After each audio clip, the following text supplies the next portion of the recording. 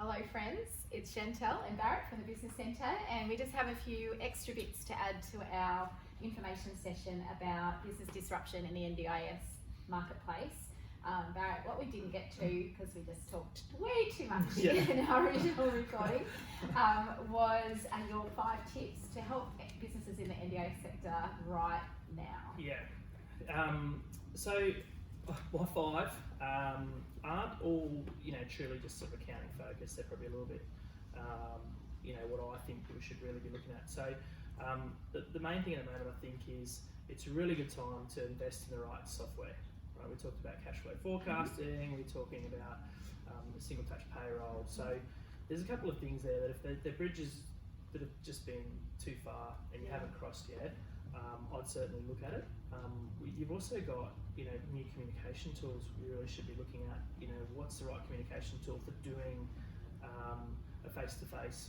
Security issues have come up recently around Zoom bits and pieces. So if you do have the capacity, it's probably a really good time to be investing some effort into what software is going to help you and what's going to make it a better experience, I guess, in some sense. So that's 2 parts. One, the client facing, if there's any benefit, but 2, internally, like where can you streamline what you've been doing?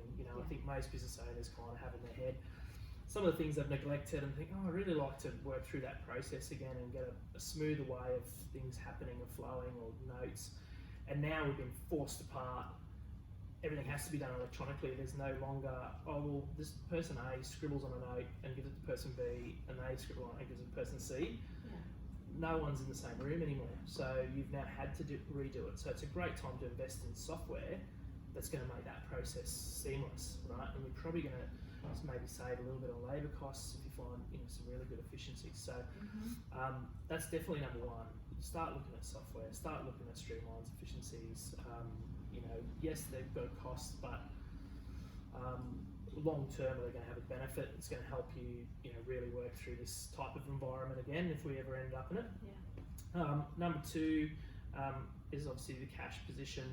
Right, manage your cash. Hang on to your cash as best you can.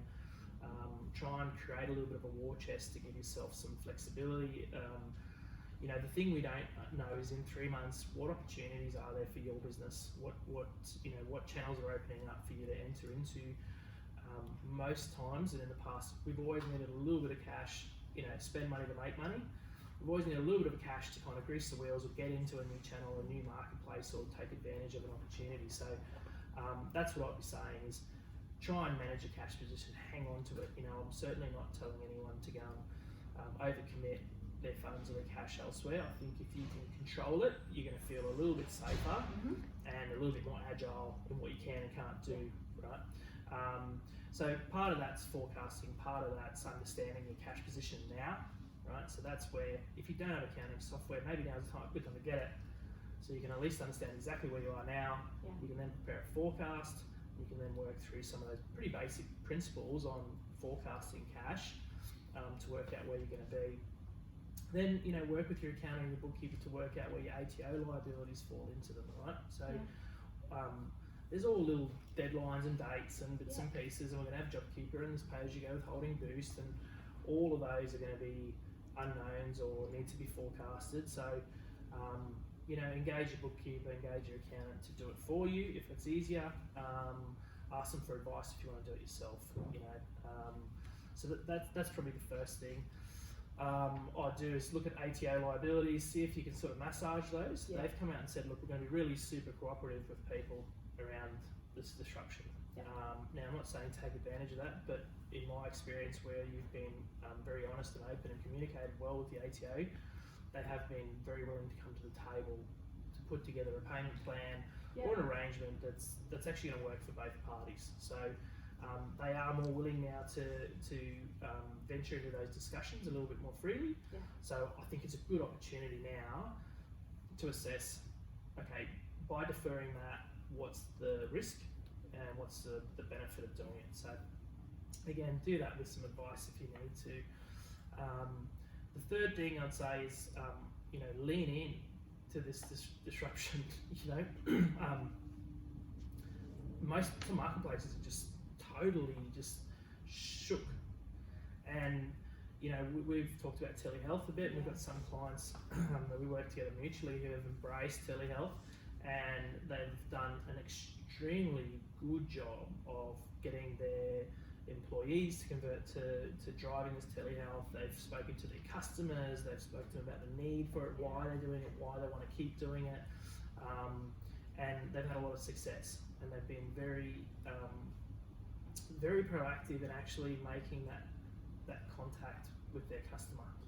They haven't, you know, shot an email out to their whole mailing list saying, yeah, this is what we're doing, you know, get in touch if you want to come to us.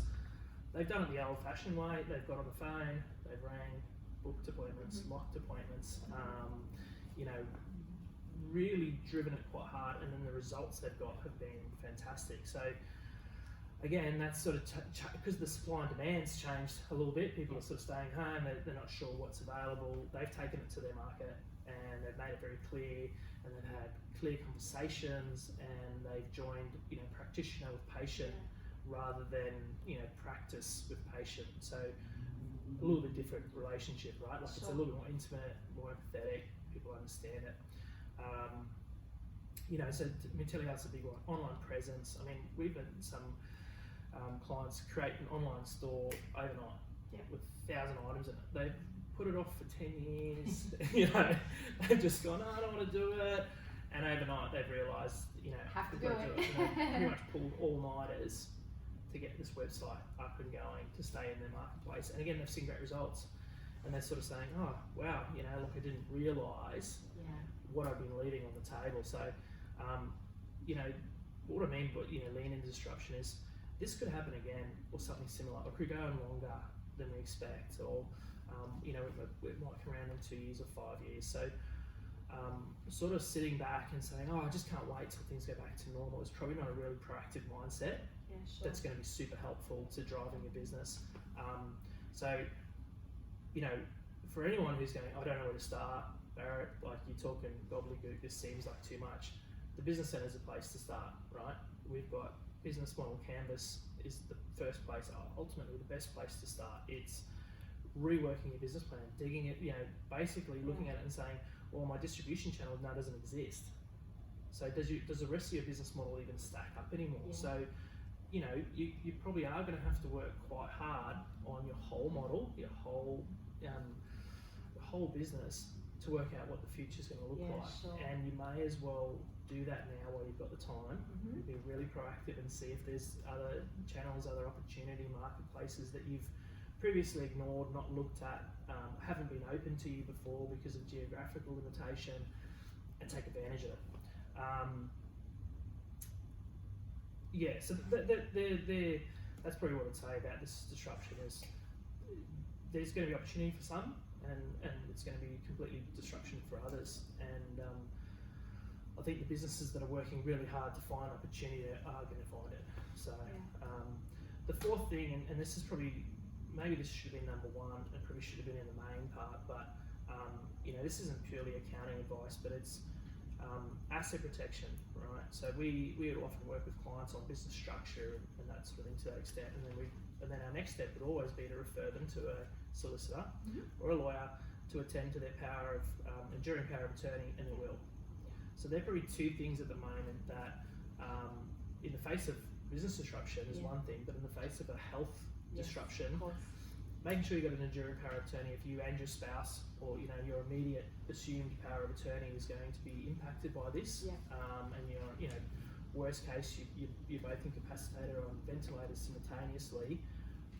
Who's making those health decisions on your behalf is a really important thing to have, a document that's filed that you can rely on, right? So that are probably some things I would really look at getting onto too while you've got a bit of time on your hands, because we've all, I think my will and enduring power of attorney for my wife and I, it was actually the lawyer drafted it, and it probably took nearly 12 months for us to sign it. We were just too busy.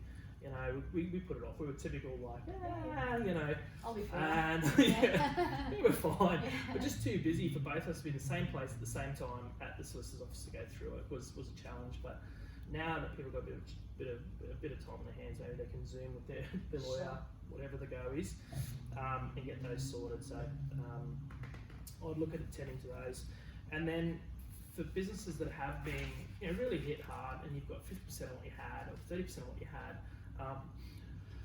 I'd probably just look to over-service at this point. Maybe look to create some advocates, some disciples that are ultimately going to go back or go into the existing disruptive marketplace and advocate for you.